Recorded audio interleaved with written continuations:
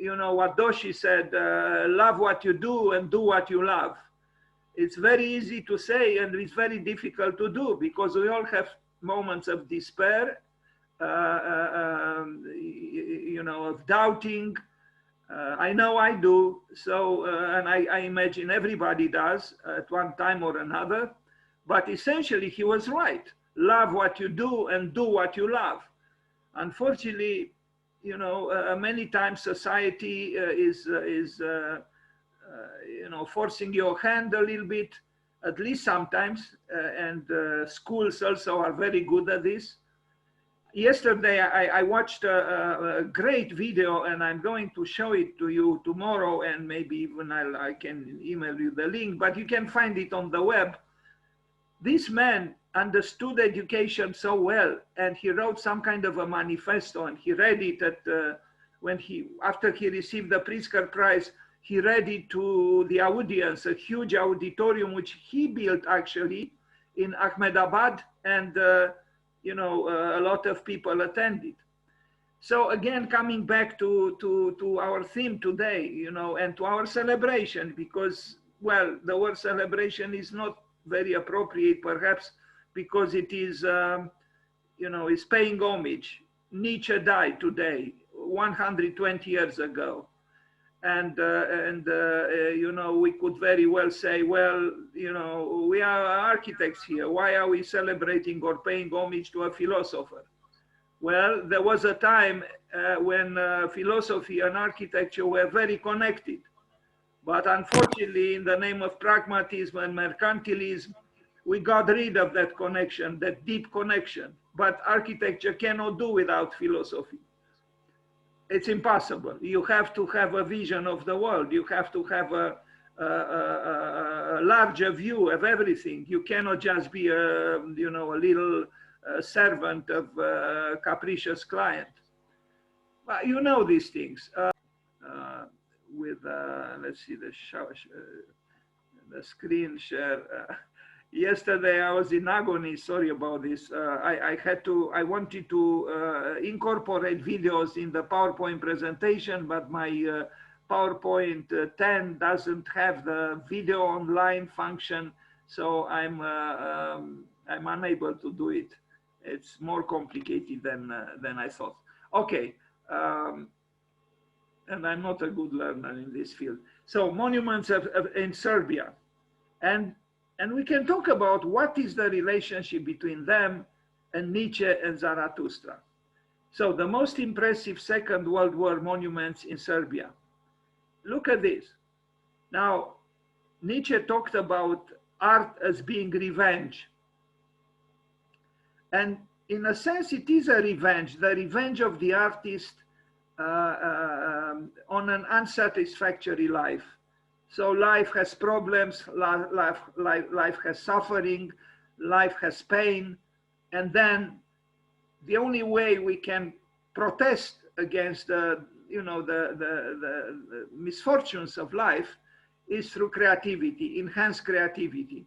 And this is what I see here. It is a protest against the war, but it's also an assertion of the human will towards creativity. And the message is ambiguous here. You know, some see three fists, you know, raised against the sky. There is something Zarathustrian here. Who read So Spoke Zarathustra, I'm sure understands this. But I think there is a risk of taking Nietzsche ad literam, because while he said God is dead, and he was very much against, against Christianity, for example, and he was also against suffering, while also he said, I mean, Zarathustra himself was advocating suffering. And what else is living dangerously? In a way, you welcome danger. So there are many layers of meaning here. You have suffering, you have the unhappiness or the tragedy of war, or the, you know, some kind of you know, problematic relationship with fate. you know, it's very difficult to always say amor fati, you know, love your destiny. How could you love your destiny when, you know, the Second World War killed so many millions of people, you know, and this not much later after the First World War when about 18,000 millions people died or 20. So, you know, how can you just say amor fati, you know, it's very difficult. So then your fist becomes, you know, you raise it as a gesture, a volitive gesture, but also as a form of protesting, you know, fate, protesting the injustices of the world, protesting death, protesting the war, and maybe through some kind of an extension, even protesting God, if this doesn't sound unacceptably sacrilegious. But I think in terms of what they are, sculptures, they are very convincing and they are very big. We'll see others because they build several ensembles or complexes of such sculptural, I don't know how to call them, entities or artworks. So Yugoslavia was ripped apart by a three-way conflict during World War II, which ended with the communist partisans victorious. Joseph Tito commissioned many monuments to be built in honor of those who fell in the war, a collection of obelisks unlike anything else on the planet. These are the finest memorials in Serbia. You see, the word memorial, this is also something that connects the present with the past. And of course, the future with the present and the present with the past. Memory is very important. And in a way, that's what we do now at this very moment. We are, you know, through these images and through words, by watching this presentation, we are, you know, reconnecting with a great philosopher and with his ideas to an extent, maybe in a sketched way. But even so, it means we didn't forget him. We are paying homage to him on the day he died. So one of the two Belgrade mountains, Kosmaj, I don't know if I pronounce well, is home to the highest point in the area around the capital. It was also the location of one of the most striking monuments in the region, an obelisk honoring those from the area who died during the war. The monument is made of 5 separate fins that come together to make a star, the most iconic symbol of the great communist dream. The monument is somewhat neglected in the modern day, albeit nowhere near as much as some others in the region. This is, you know, another one. I have a preference for the first one that I showed, but even this one, you know, the level of abstraction, and they are big. This is, you know, amazing. They didn't carve soldiers. So this is more like, I mean, they achieved a certain degree of universality. You know, maybe they were referring to a specific episode in the Second World War, but they went beyond it. And this is the role of great art, to transform what is local in what is general. So such a monument could be built and could be contemplated in any way on this earth, not just in Serbia, not just in connection with the Second World War. Known as the Three Fists, that's the one we initially saw. That is exactly what this monolithic monument just outside Niš resembles. Completed in 1963, the centerpiece attraction of the Bumbai Memorial Park commemorates the thousands of Serbs, Jews, and Roma who were executed on this site by the Nazis between February 1944 and September 1942 and September 1944. You see, I'm reading some words here, and you know, they are words. But let us imagine that we are part of those people who were executed there on this site between those two years. You know, can we make this exercise of imagination to imagine that we were part of them and we have been executed? You know, it's not easy, but I think it's necessary, because I believe when one is born, everybody is born. And when one dies, everybody dies. And this invitation towards togetherness is very, very strong in Doshi, and we'll talk about it tomorrow. So there is plenty of symbolism on display, and much of it is up for debate. Some say the three fists pay homage to the three main groups murdered by the Nazis here, while others believe they represent the men, women, and children that were murdered. The site is well looked after, and it is also a popular place for walks and picnics in the warmer months. You saw them before. I personally like more, the other pictures are a little more dramatic, but here we see the scale, their scale, they are quite big. And I think they are impressive. And again, there are others, and you'll see some of the others, not all of them. Okay, now in Krakowiak, in another place, possibly the most famous of the monuments in Serbia, the iconic aesthetic of the interrupted flight, spomenik has spread across the world. The idea behind the design is the violent ending of youth, commemorating the many who had their childhoods ripped away from them because of the war. This is accentuated by the faint image of children's faces in the wings themselves. So, you know, Nietzsche, Zarathustra, God is dead, death, memory, creativity, all these things overlap and are intertwined. You know, you cannot say yes to life without also considering the end of life. And in a way, I think art is some kind of a transgression of death.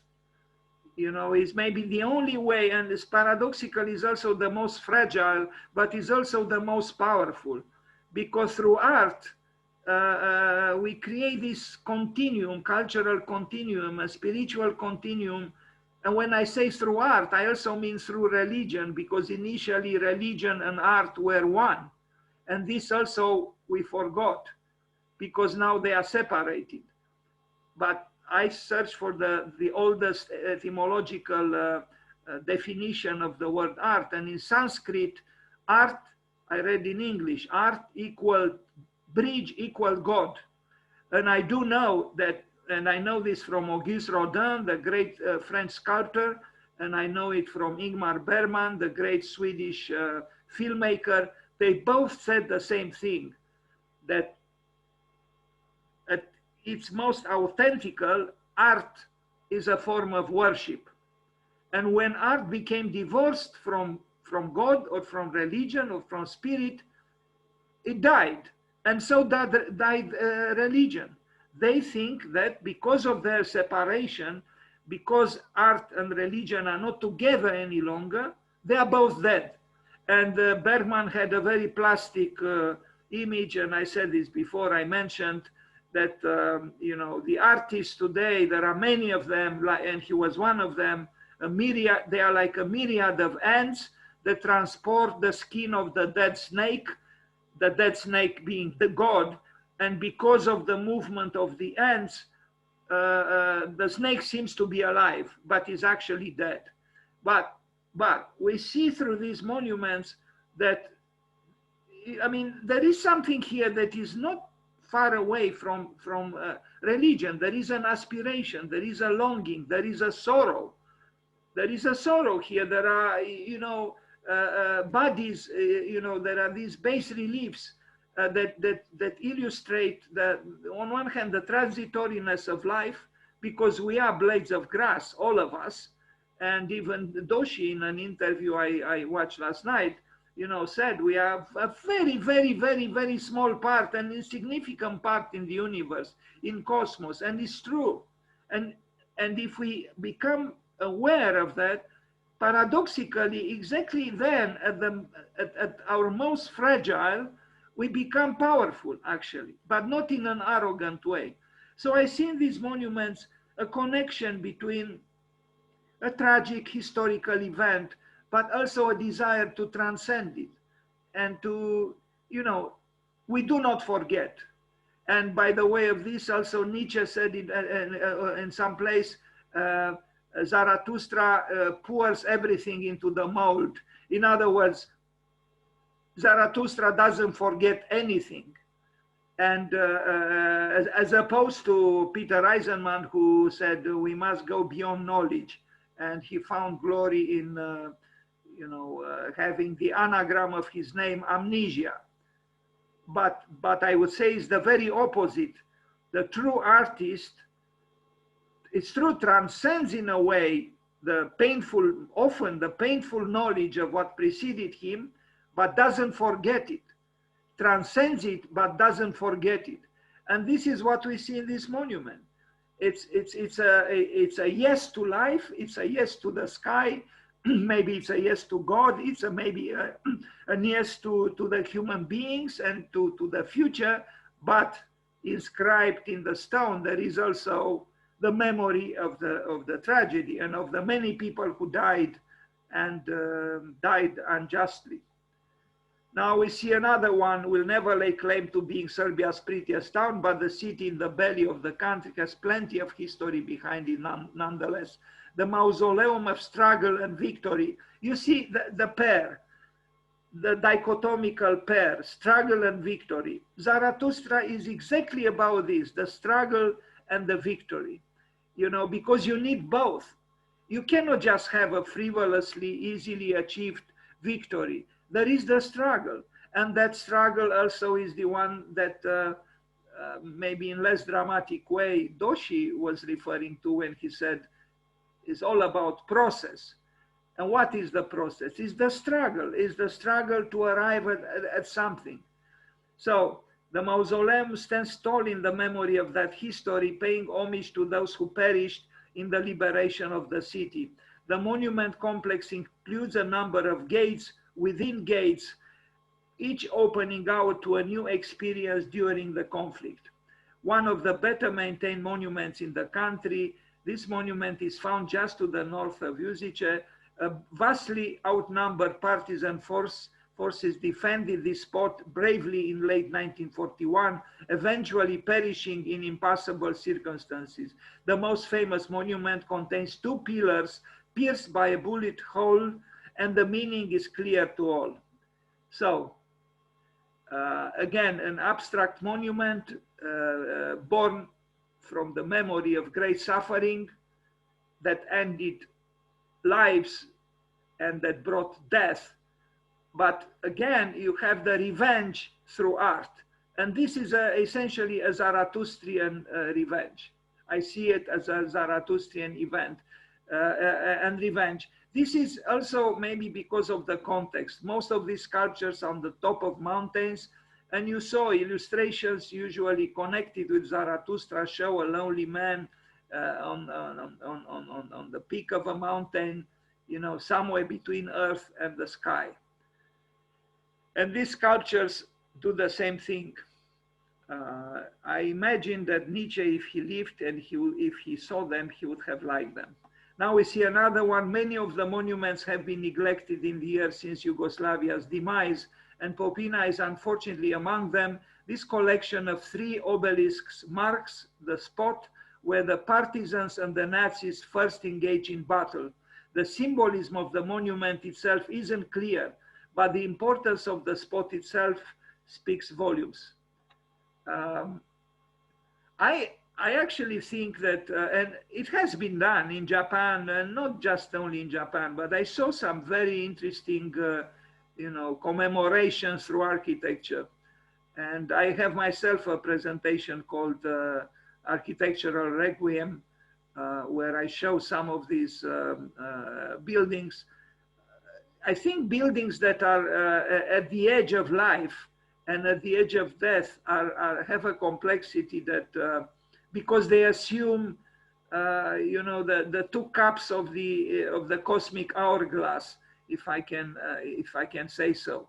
While most of the time, we are dealing just with 1 cup, and that is with life. But monuments, if they are seriously conceived, they on one hand, they they are melancholy, they are, you know, they commemorate a sad event, usually death, but they also need to give some encouragement for what might come or would come, and that is a new beginning, a new life. And this is another one, maybe this is the last one. While many of the monuments have been damaged, this one in Mitrovica remains one of the few to have been fully renovated and rebuilt following extensive harm.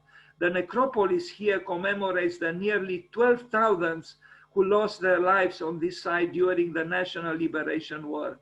The main monument is surrounded by many smaller ones, each telling a different story of the constant struggle between life and death. Located in the contested territory of Kosovo, the monument to the fallen miners in Mitrovica, I don't know if I pronounce well, is as self-explanatory as memorials get in this region. The Serbs and Albanians came together to defend this spot against the marauding Germans, eventually paying for that resistance with their lives. The monument honors them as a result with two huge pillars holding up the unmistakable shape of a cart. The memorial also represents a door through which the two major communities of Kosovo must cross before reconciliation can be possible. And this is the monument, as you can see, is quite huge. This reminds me of a film which I suggest to you to watch if you want. It's called Before the Rain, and it was made by a young American, but he was a Macedonian, born and raised in Macedonia, film director, and he got the Golden Lion in Venice for this film, and it's about the struggles in that region. And I think it's very interesting because it's about the conflict between the Muslims and the Christians, absurd conflicts, because in the movie, a young Christian monk falls in love with a young Muslim girl. And there was genuine love, genuine affection, and their families and the monastery in which this man, the monk was part of, took a violent, stance against them because hatred wanted to defeat love. And in the end, the girl is killed actually by her own uncle or her own family, which couldn't conceive that there could be peace between the Christians and the Muslims. And the madness continues, you know, in the name of God or the gods or whatever, we keep killing each other, you know, when we are supposed to shake hands and be friends and be affectionate towards each other. You know, when will this end? What happens to the human beings? Why are we so blind? Why? Because I do not understand.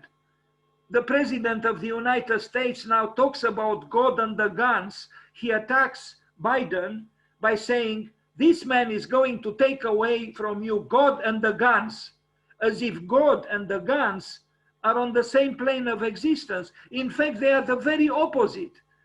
You know, and we don't need just Gandhi to tell us that, you know, we should live in peace.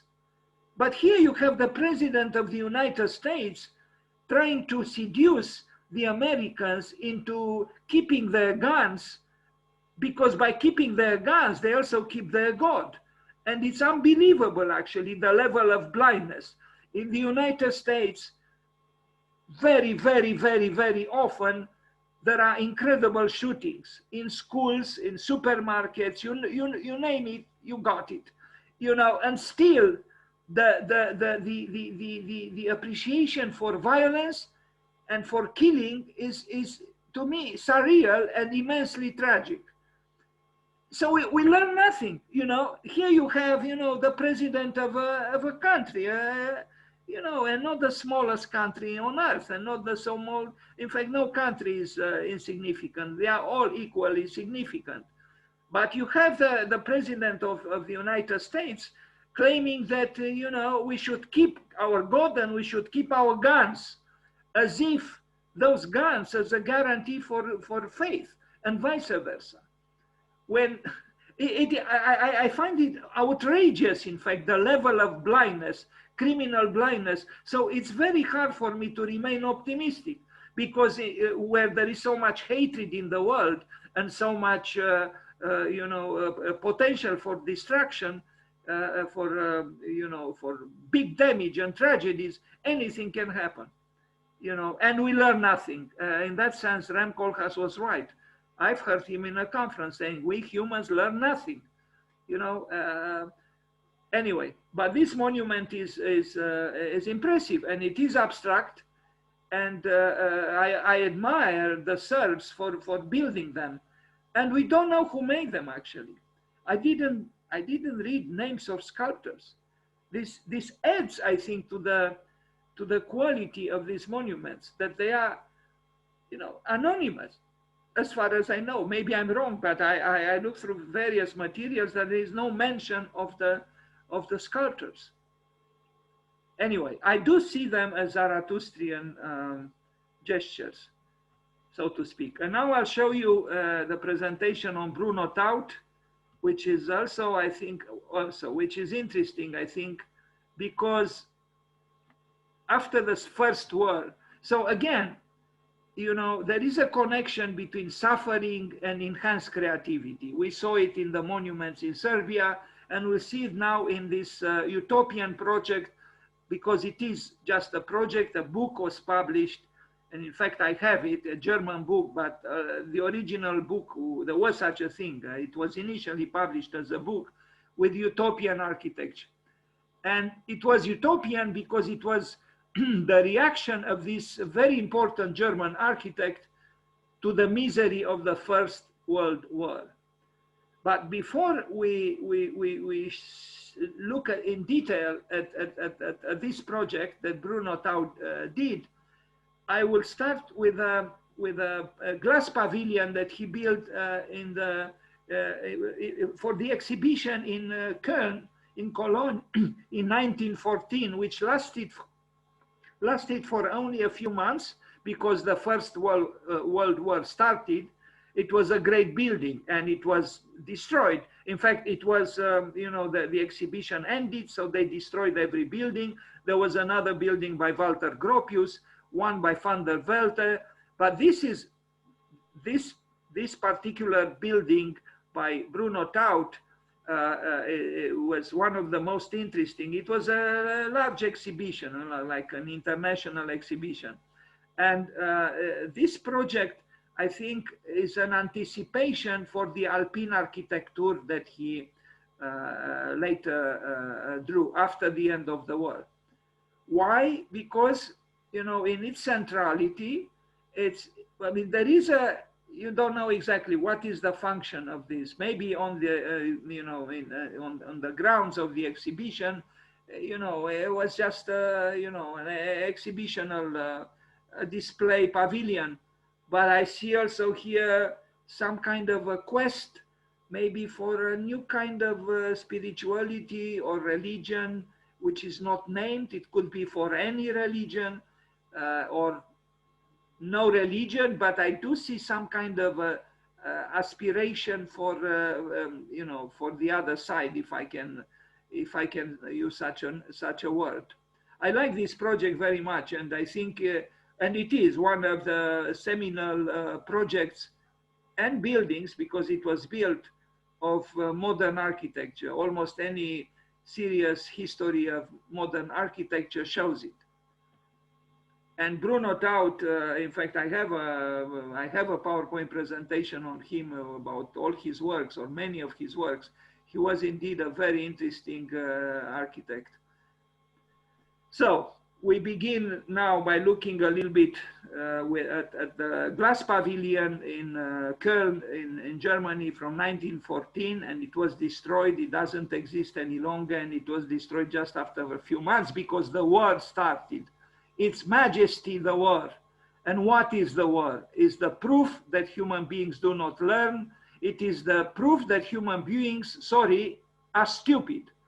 And are tragically stupid. We are tragically stupid, and I don't think we are cleverer or more intelligent now. We are not.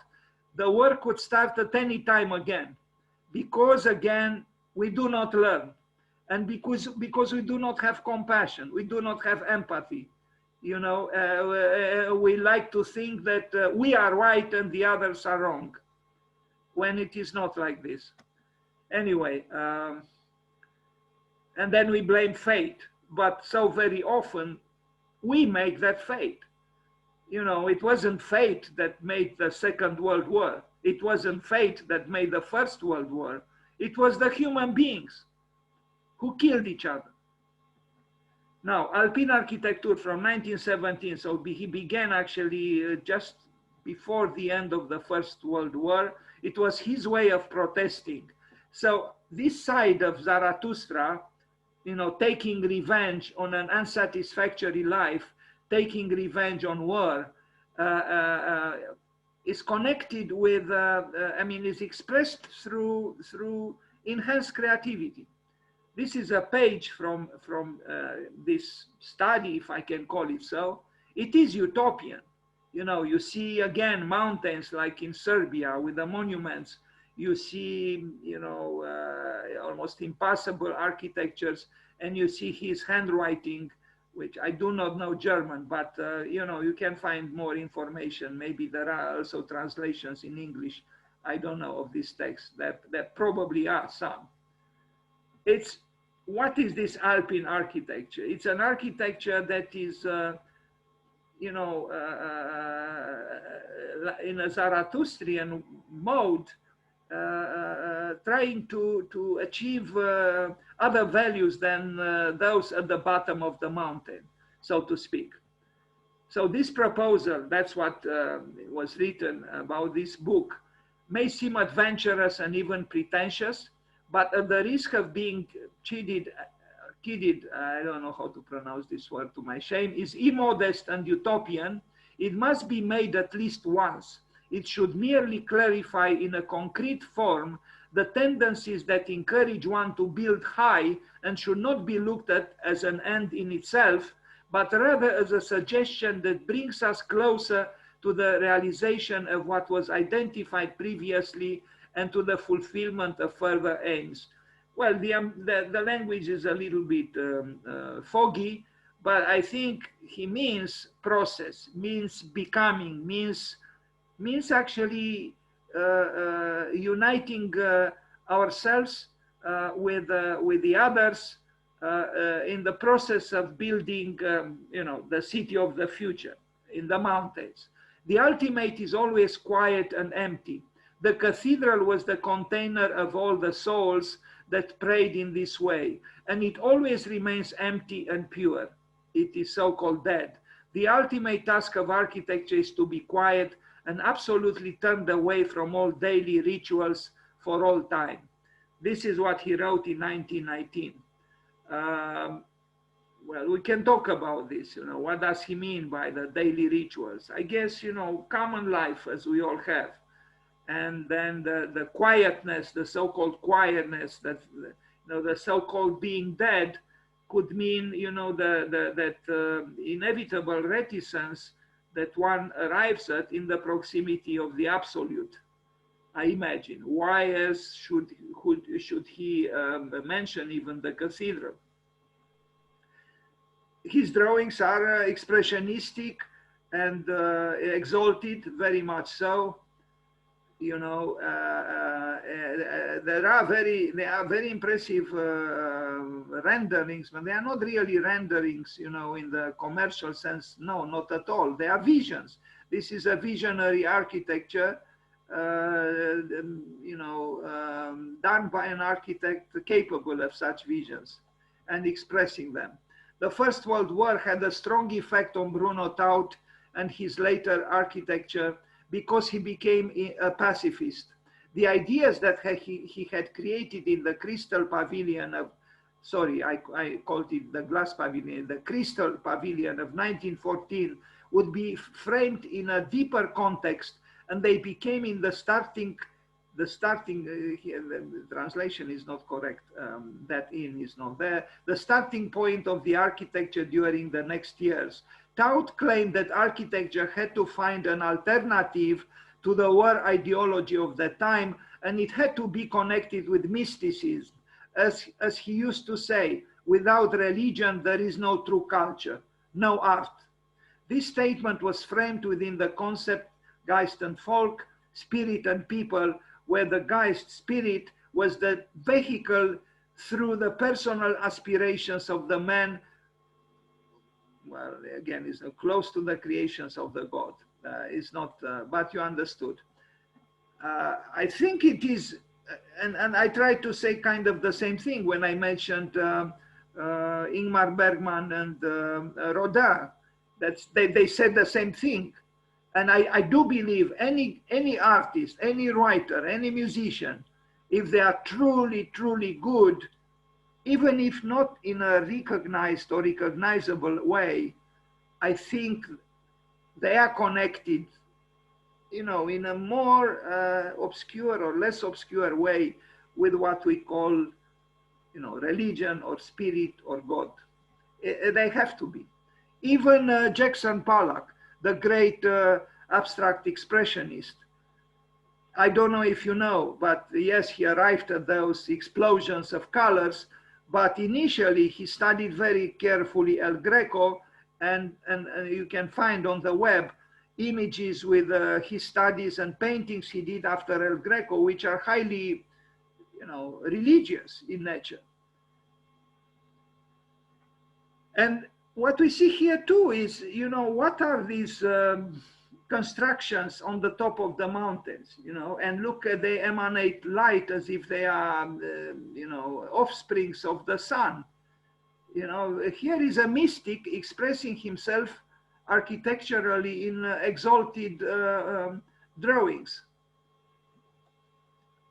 Exalted and also inciting, because I think someone with a disposition towards some kind of mysticism cannot remain untouched by these drawings. And look at this, what is this? This is what bothers me, that this is what Bruno Taut did in 1917. And now we do futuristic toilets for the Tokyo Park. Do you see the degradation of the degrading of our interests? I would place them dichotomically opposed. What Taut did, also a lantern of light in the night, with what Shigeru Ban did. Anyway, in 1919, Bruno Taut published his book Manifesto, The City Crown, where, from a rational approach, he established the basis of a new communal center, a secular space between the Gothic cathedral and the Asian temple. Now, we should pause here maybe a little bit, because I mentioned this before. I read myself in a book written by Kumaraswamy, an Indian historian of art and a theoretician of culture, who later taught in Boston in the United States, that the Gothic cathedral had in common with the great Asian temples this, that they were the last collective buildings, collectively built buildings with a spiritual substance, built anonymously. And here we see again in Bruno Taut a reference to, except that this is a secular space somewhere between the Gothic cathedral and the Asian temple. Well, how much secular could it be? In these temples, the latest aim of architecture, its function, is devotion to beauty and a place for the spirit. Bruno Taut attempts to futurist utopia where technology has to help to the guys, to the spirit. And I do see something here that connects very much with Zarathustra. Although maybe Nietzsche would have protested because he was against the idea that we are serving God or even spirit. But, the whole undeclared message of his book is really of a spiritual nature. And even the name Zarathustra, well, Zarathustra was a Persian prophet.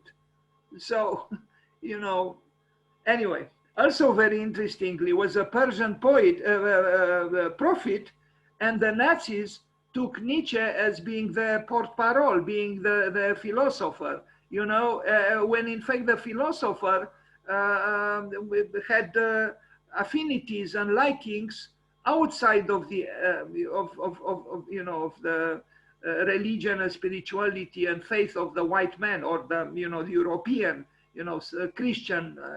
That's why he chose a prophet who was actually from a different religion. There are all kinds of misunderstanding and distortions in the human history, and some with very tragic consequences. Shortly after publishing this book, Bruno Taut showed his new work, Alpine Architecture, where he designed his secular temples in a very creative sequence of drawings. Now, let's think about these secular temples. That's exactly what, in architectural terms, Zarathustra would have looked for. They were not explicitly spiritual or religious, but they were temples. They were supposed to be temples. This is what Bruno Taut does, and it's an oxymoron. No? What does it mean, a secular temple? A temple is the house of a god. So how could it be secular? But Bruno Taut is correct in the sense that, he didn't have that religion any longer to serve for explicitly and directly. So he envisioned these so-called secular temples. It's an oxymoron. Glass and steel are seen in Alpine architecture as elements that break away from the materialism of the period. Again, I think it is very, very important that we ourselves move away from the materialism and mercantilism and even emptiness of our age. We have to, I think, rediscover, reconnect with culture at a deep level, and we cannot neglect, I think, ad infinitum, higher concerns, I think. And also lower concerns, because, it would be very arrogant to only talk about the heights. And maybe that Zarathustra was actually the promoter of the overman and, in a way, the underman. So going also under. So you ascend, but you also descend. It's a double. It's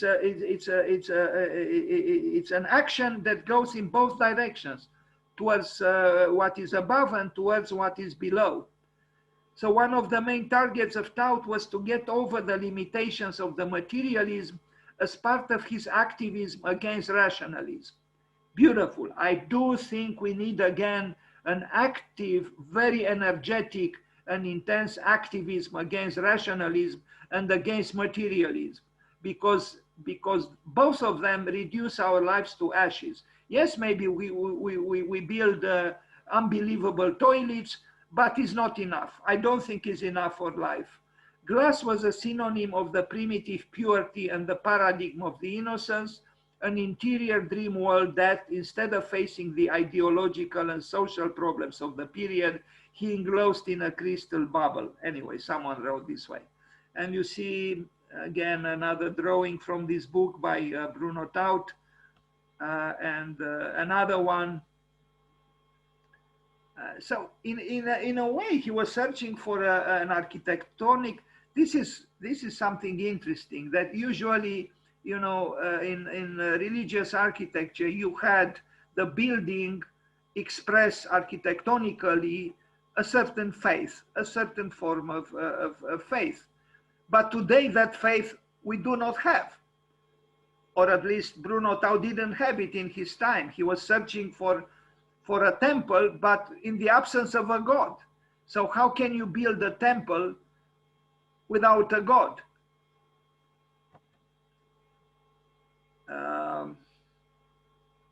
And I think this dilemma Zarathustra had too. He declared God is dead, and he wanted the human to be godlike, the overman. But there is a but here, because the overman is not arrogant. He was not supposed to be arrogant. So I think actually that, as Aldous Huxley said, all religions at bottom are similar. And maybe, Zarathustra's, I know Nietzsche would kill me for saying this, and Zarathustra's religion was something done in you know, approximately in contemporary times, in the absence of the established gods. But it was an attempt to push forward the connection between man and the universe, between man and cosmos, between man and the unknown. And we are now truly in the closest proximity to religion, even if the word was avoided by Nietzsche and even rejected, you know, on the presumption that God is dead. But as Dostoevsky implied in The Brothers Karamazov, man and God are correlative. You cannot have one without the other. So in this sense, Peter Eisenman was correct when he said man as the measure of all things is unsustainable. The idea that man is the measure of all things, because in the absence of God, man also vanishes. And I mean, here there are many things to be discussed. That's why Eisenman, for example, advocated a weak architecture, because if architecture serves man, but if that man almost vanishes because in the absence of God, man is also absent in his essence, in his true substance, then we inevitably build for some kind of nothingness, for some kind of emptiness. I do think that, yes, God and man are correlative. If one is dead, the other one is dead too. This is the cover of the book, which I actually have somewhere in an attic far away from where I am now. It can be found. It's a beautiful book. Unfortunately, it became very expensive. When I bought it, it was not expensive at all, but I bought it just when it was published. Now it's a few hundreds of dollars or euros, but maybe you can find it. It's a nice book with all these illustrations in colors, most of them done by Bruno Taut. Alpine Architecture. You see another drawing by him from that book, and another one, and another one. He was a visionary and a mystic, but this mystic and this visionary also had very explicit and intense social concerns. And Bruno Taut, as you probably know, built many blocks of flats, you know, like social housing.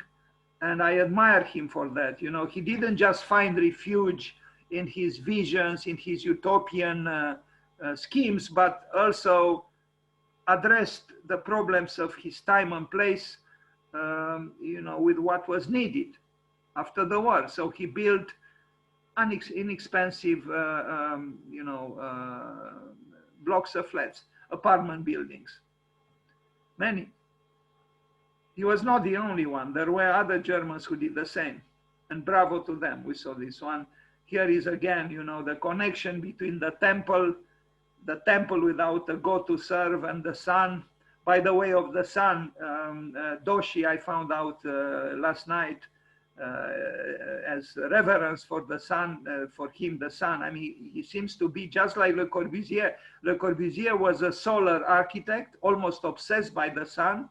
And Doshi, I don't know if there is any relation between, in this sense, between Le Corbusier and Doshi, but Doshi declared in an interview yesterday that for him the sun is, you know, all powerful and is, you know, in a way the ultimate God. And it is, because without the sun we would not have life on earth. But again, how many architects really take the sun into consideration in a serious way and in an almost spiritual and mystical way? Very few. Maybe some consider, well, here is east, there is west. I know I shouldn't put the living room towards the north, and I shouldn't put the whatever, the you know, some rooms towards west because it's hot. But there is more to it, and I recommend you, I suggest to you, if you want, if you are interested in the sun, so to speak, but it sounds terrible. What does it mean to be interested in the sun? Of course you are, everybody is, but you know, to have this ardent And ardent comes from, you know, is to burn, this burning desire to connect somehow with the mystery called the sun.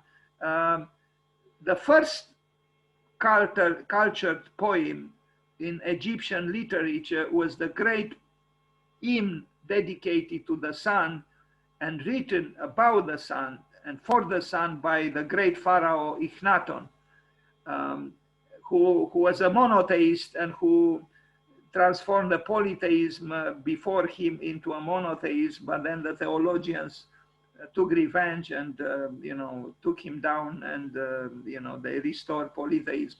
But the sun, yes, is still there on the sky, and for Le Corbusier was immensely important, the sun. In many sketches, the sun appears, and it appears even with an arrow of longing, if I am to express myself in Nietzsche's words, meaning the trajectory of the sun on the sky, although it is illusory, because we know that the earth moves around the sun and not the other way around.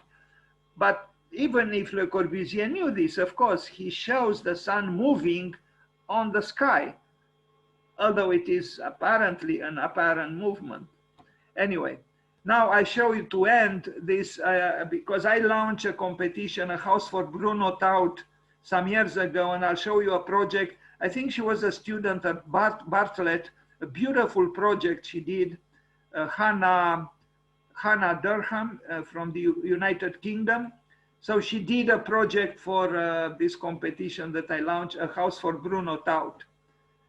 And she has various drawings, you'll see all of them. You see the mountain, the crystals in a way, because the author of the Crystal Pavilion, the Exalted Crystal Pavilion, also fragments mountains into crystal sometimes, as his architecture is like that as well. This is another page of Hannah's project. The tower is in fact here. This is the tower, and you'll see it in detail. And she did it, manually, not digitally, which is remarkable.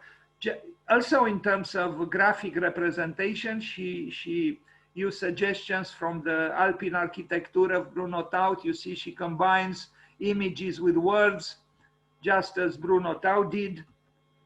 And you see the face, the portrait of Bruno Taut in the lower left corner. Now she she finds room for him inside the tower, I guess. And this is the project where each plan, or some of the plans of the floors, are drawn on the left side.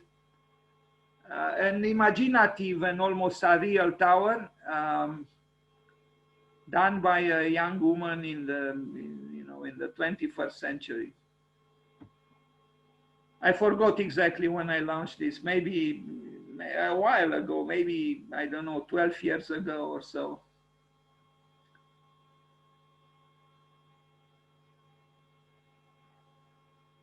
So you see, creativity continues to exist, and there is creativity in all of us. And if we are inspired and if we are exuberant, Frank Lloyd Wright talked about the equation between creativity and exuberance. For him, creativity was exuberance. But in order to be exuberant, you need some kind of something to animate you. And it's almost impossible to be, I don't think you can be excessively exuberant or exalted by a toilet. I'm very sorry, Shigeru-ban, but I can't. It's my limit, maybe. I just can't be exuberant or exalted, starting from a toilet. I need something else. And that something else, in the past, religion provided. The people, the magnificent people who erected the beautiful temples in Asia, they were animated by faith. And, they dedicated their lives to erecting those monuments. It was the same with the builders of the Gothic cathedrals. Nobody would ask, where is the toilet in the Gothic cathedral? Nobody would ask, where is the toilet in the at Borobudur? Because that's not what animated those people. And that's why I'm mad. I am mad about my age. How prosaic, how banal is, and we are so complacent. And I don't understand why. And our lives, I think, are miserably cheap and empty because of this. I mean, this young architect, okay, you can comment maybe negatively on her work, but she was animated here by a spirit in a way, you know. What, first of all, what made her work? Because there was an amount of work here to do this project for a competition which didn't offer prizes, didn't offer glory, didn't offer anything, and yet she did this.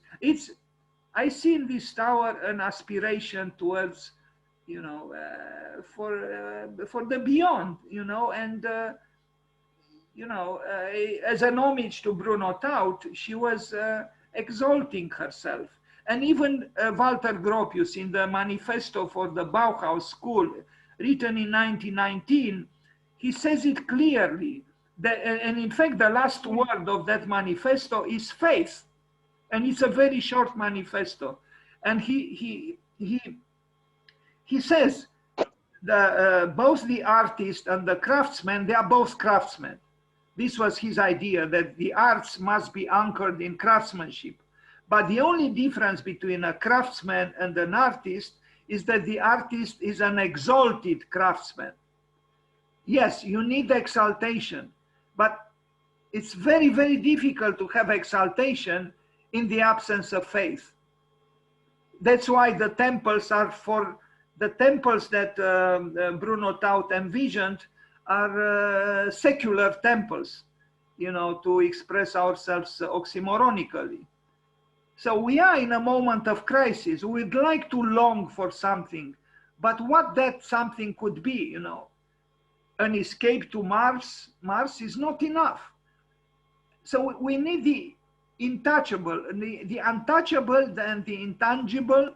We need the immeasurable.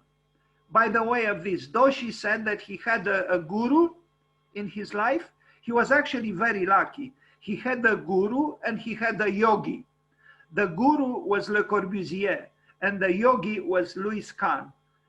Doshi had the chance to work with both.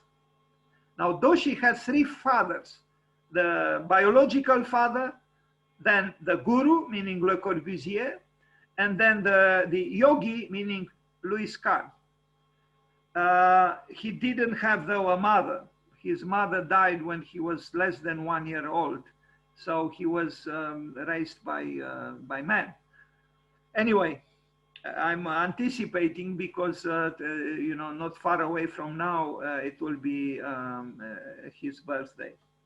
Now I end this presentation on Bruno Taut with the last, again, a few images with a crystal pavilion by Bruno Taut, which in its centrality, but also in the spirals apparent on the roofing, on the cupola, on the dome. You see, it's a dome which is not spherical, and it's interesting. You know, it's, yes, the plan is a circle, but in elevation we almost have a kind of an Islamic window. You know, it's a little bit Gothic, and it's ambiguous, and I like the fact that this is ambiguous. This is another laic temple. That's what it is, to describe it in his own words. And then you almost have here the plan of Il Campidoglio in Rome, that plaza where the statue of Marco Aurelius is very similar, actually, except that this one is in 3 dimensions, and the pavement by Michelangelo in Il Campidoglio is in 2 dimensions. It's planar, it's a plane. Anyway, that's it. So I don't know if, you know, I honor sufficiently the theme of you know, Zarathustra, but today is the day when